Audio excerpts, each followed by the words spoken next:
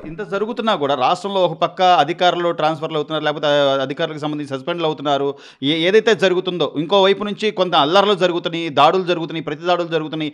ఇంత గందరగోళ పరిస్థితుల్లో లా అండ్ ఆర్డర్ కాపాడాల్సిన ఆపద్ధర్మ ముఖ్యమంత్రి అయినప్పటికీ కూడా రాష్ట్ర ముఖ్యమంత్రి గారు ఈ రోజున ప్రత్యేక విమానం విదేశాల నుంచి తెప్పించుకున్న ప్రత్యేక విమానంలో గంటకు 12 లక్షల రూపాయల ఖర్చుతో ఈరోజు నేను పేదవాడిని నేను పేదల బిడ్డని అని చెప్పుకునే జగన్మోహన్ రెడ్డి గారు సుమారు ₹1.5 కోటి వ్యయంతో ఆయన విదేశాలకు వెళ్ళాల్సిన అవసరం ఉందంటారా మేడం? అంటే ఎంత ఆయన ప్రత్యేకంగా కుటుంబ సభ్యులతో వెళ్ళే ఇదైనా సరే ఇప్పటి వరకు రాష్ట్రాన్ని ఎంత దోచుకున్నాడు. ఈసారి ఆఖరిగా తన మీద పెట్టే ఖర్చు అతను మళ్ళీ వెనక్కి రాడు. 1వ తారీఖు వెనక్కి వచ్చి ఇక్కడ ఎవరు ప్రమాణ స్వీకారం చేస్తారో స్టేజ్ ముందు ఎదురుగా కూర్చొని తప్పట్లు కొట్టి ధన్యవాదాలు అంటూ గతంలో ప్రజాప్రతినిధులు చేసినట్టు ఈయన చేయలేడండి. ఈయన వల్ల కాదు. పోనీ అలా చేద్దామని వద్దామన్నా సిబిఐ గోర్తికాడు నక్కలా కూర్చుంది. నువ్వు ముఖ్యమంత్రి కాబట్టి వదిలేసాం, వెసులుబాటు కల్పించాం, ఇప్పుడు రా సర్దుకుందాం, ఇప్పుడు రా వివేకానంద రెడ్డి గారు మొదటి కేసు చూద్దాం, 7తో ఆపేసాం, 9, 10 నువ్వు నీ సతీమణి అంటూ క్వశ్చన్ చేస్తుంది. సో వీటన్నిటికంటే మించి మీరు ఈరోజు ఖర్చు అంటున్నారు, వాస్తవమే. ఎందుకంటే ఎక్కువ ఖర్చు పెట్టించాడు. ఆయన అక్రమాస్తుల కేసులో తెలంగాణకి వెళ్ళినప్పుడు ఎంత ఖర్చు పెట్టించాడు. ఆయన పిల్లలకి మీకు తెలియదు, ఆయన పిల్లలకి ప్రొడక్షన్ ఇచ్చుకున్నాడు లండన్లో. దానికి ఖర్చు కూడా మనదేనండి. అదేంటదో వీళ్ళు మన రాష్ట్రానికి రాష్ట్ర ప్రజలకి రక్షణ కల్పిస్తామని వీళ్ళ కుటుంబంలో వాళ్ళకి రక్షణ కల్పించడానికే మన యావదాస్తులు అయిపోతున్నాయి. అదే రకంగా చాలా డబ్బు పక్కకు సర్దేశారండి. మీకు తెలిసి బటన్ నొక్కుతున్నాడు. బటన్ నొక్కి ఎంత డబ్బు బయటికి వెళ్ళిపోతుంది, ఎంత డబ్బు పక్కకు వెళ్ళిపోతుంది. అదేదో జ్యూస్ పిండితే తొక్కో పక్కన జ్యూస్ ఓ పక్కన వస్తుంది చూడండి. ఒక పక్కనేమో లండన్కి వెళ్ళిపోతుంది, ఒక పక్కనేమో కొంత వాళ్ళ వర్గానికి మాత్రమే వస్తున్న పరిస్థితి అండి. సో లండన్ కూడా వెళుతున్నారని మిమ్మల్ని డైవర్ట్ చేస్తున్నారు. కానీ లండన్ నుంచి ఒక ప్రత్యేక దీవితో బ్యాంకర్లో కలిశారని గతంలోనే రఘురామకృష్ణరాజు గారు స్టేట్మెంట్ ఇచ్చారు. ఇంత పెద్ద బ్యాంకర్లను కలిశారని బ్యాంకర్ల పేర్లతో సహా చెప్పారు. ఆ బ్యాంకర్లో డిపాజిట్ చేయడం వల్ల ఆ ప్రత్యేక దీవికి ఎంట్రీ వస్తుంది. ఆ ప్రత్యేక దీవికి ఎంట్రీ రావాలంటే కొన్ని వేల కోట్లు అక్కడ డిపాజిట్ చేయాలా. ఈరోజు సిబిఐ అదేదో సింహం సినిమాలో సూర్యలాగా పరిగెట్టుకుంటా ఆ దేశం అయితే వెళ్ళిపోతుంది. కానీ ప్రత్యేక దీవుడికి వెళ్ళాలంటే డిపాజిట్ చేయాలా. వేల కోట్లు డిపాజిట్ చేసి ఏది మన ఆంధ్ర రాష్ట్రం వేల కోట్లు డిపాజిట్ చేసి ఆ లండన్లో నుంచి ప్రత్యేక దీవిలోకి వెళ్ళిపోయిన వ్యక్తిని పట్టుకురావడం సాధ్యమేనా అండి? ఈరోజు అక్కడికి వెళ్తాడు, వెళ్ళి నాకు కాలు బాలేదు, చేయి బాలేదు అంటూ టికెట్ ఎక్స్టెన్షన్ చేస్తాడు, రాడు. అతన్ని పట్టుకు తీసుకురావడానికి అంత యంత్రాంగం ఉందా అండి?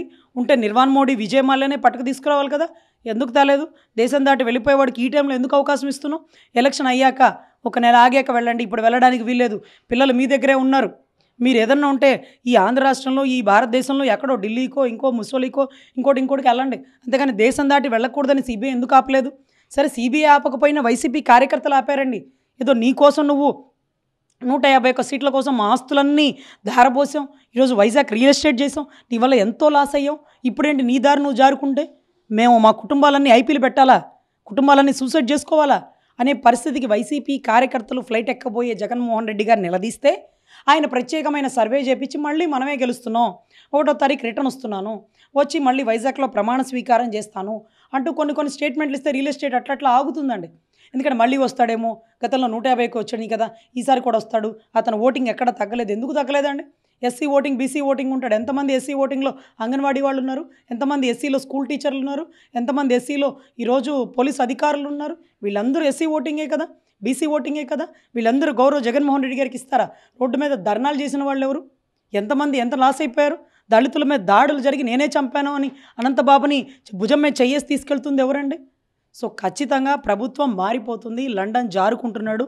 ఆఖరి రూపాయి అతను వెళ్ళేటప్పుడు కూడా ఆఖరి రూపాయి మనం మీదేనండి. శవాల మీద చిల్లర ఏరుకునే పరిస్థితికి వచ్చింది ఈరోజు రాష్ట్ర రాజకీయాల్లో వైసీపీ పార్టీ. సో చివరగా రజని గారు, ఈ రోజున తెనాలలో జరిగిన ఘటన ఏదైతే ఎమ్మెల్యే చెంపదెబ్బ కొట్టినటువంటి ఒక ఓటరు సుధాకర్ గారు ఈరోజు నిన్న ఎస్పీ గారు, గుంటూరు ఎస్పీకి సంబంధించి ఆయన దగ్గరికి వచ్చి నా ఇంటి ముందు రెక్కి నిర్వహిస్తున్నారు సార్, నా కుటుంబ సభ్యులకి నాకు ప్రాణహాని ఉంది అని చెప్పే పరిస్థితి. ఎన్నికల అధికారులు ఆయన్ని పర్యవేక్షిస్తే ఆయనకి సంబంధించి న్యాయం జరగాలి అని చెప్పి ఈ రోజున ఆయన పెట్టిన కేసులు కూడా తీసుకున్న పరిస్థితి. కానీ ఎంతవరకు మేడం ఈరోజు ఒక సుధాకరే కావచ్చు, లేకపోతే రేపొద్దున ఇంకా కొన్ని వేల మంది కావచ్చు, విశాఖలో 2 మహిళల మీద దాడి చేసిన పరిస్థితి కానీ మీరు అక్కడ నుంచి వచ్చి ఇక్కడ టీడీపీకి ఓటేస్తారా అని చెప్పి ఎంతవరకు ఇదంతా న్యాయం అంటారు? పిక్ స్టేజ్కి వెళ్ళిపోయింది.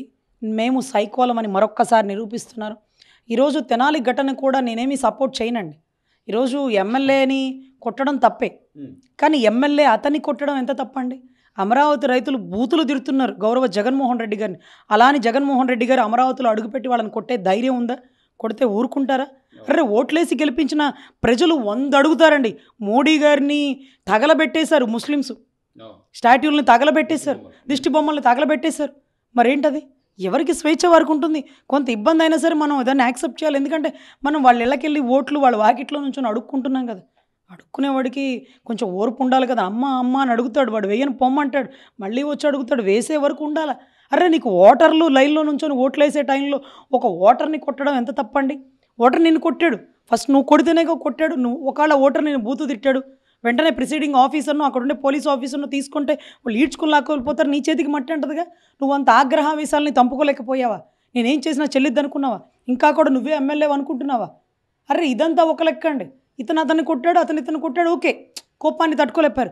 చుట్టుపక్కల ఉండే జనం ఏదైతే ఎమ్మెల్యే తాలూకా జనం అతన్ని కుళ్ళబొడి చేస్తుంటే ఆపండ్రా గొడవ వద్దు వద్దు అతనితో మనకెందుకని ఆపేస్తుంటే అక్కడన్నా మీ నీతి నిజాయితీ తెలుసుండేది. కోపంలో కొట్టాళ్ళారా, కానీ వాళ్ళు కొడుతుంటే ఆపుతున్నాడు కదా, వాళ్ళు కొడుతుంటే ఆపుతున్నాడు కదా అనే పాట వచ్చేది. అది కూడా లేదు. అంటే మీ దమ్ము మీ ధైర్యం చూపించుకుంటున్నారు అనుకున్నారు. ఈరోజు ప్రజలే రాజులు. వాళ్ళు ఓట్లేస్తేనే మీరు గద్దెనెక్కింది. 151 వస్తేనే అంటే మార్పు కోరుకుంటున్నారా, లేకపోతే ఒక్క అవకాశం అని ఇచ్చారా? నువ్వేదో ఇరగబొడుస్తామని ఎదురు చూసారా? పాపం వాళ్ళ నెత్తిన మట్టి పెట్టారు కాబట్టి ఈరోజు ప్రజలందరిలో మార్పు వచ్చిందండి. అదే రకంగా ఓటర్లు ఏ తెనాలే ఘటన కాదు, మీరు పులివెందల ఘటన కాదు, పల్నాడు ఘటన కాదు, మాచర్ల ఘటన కాదు, అన్ని ఘటనలలో మార్పు వచ్చింది. ప్రజలు చైతన్యం అనేది అయ్యారు, ప్రాణాలకు తెగించి ఓట్లేశారు. ఈ ప్రజాస్వామ్యంలో ఈ ఓటు ఒక్కటే మాకుండే ఆయుధం అనుకున్నారు. ప్రభుత్వం పడిపోతే తప్ప రాష్ట్రానికి రాజధాని రాదు, పోలవరం పూర్తవదు, సాఫ్ట్వేర్ కంపెనీలు వచ్చి బిడ్డల భవిష్యత్తులు బాగుపడవు. ఈరోజు ఇసుక రేట్లు ఆకాశాన్ని అంటిపోయినాయండి. భవన కార్మికులకి పని లేదు. ఈరోజు చదువుకున్న వాళ్ళకి డిఎస్సి లేదు. ల్యాండ్ టైటిలింగ్ యాక్ట్కి భూములకి రక్షణ లేదు, వ్యక్తికి రక్షణ లేదు, వ్యక్తి భూమికి రక్షణ లేదు. ఈరోజు ఈ రాష్ట్రంలో బతకాల, తెలంగాణలో భూములు కొనుక్కోవాలంటే ఆగండి, ఈ ఎలక్షన్ ఉంది కదా, ఇది అయిపోయాక చూద్దాం అంటూ ఎంతోమంది ఎదురు చూసిన పరిస్థితుల్లో జూన్ 4, 5న మళ్ళీ భారతదేశానికి స్వతంత్రం వచ్చినటువంటి పరిస్థితి. తెలంగాణ ఉద్యమాన్ని గెలించిన పరిస్థితి. అమరావతి ఉద్యమం ఒక అంతిమ ఘట్టానికి వచ్చినటువంటి పరిస్థితి.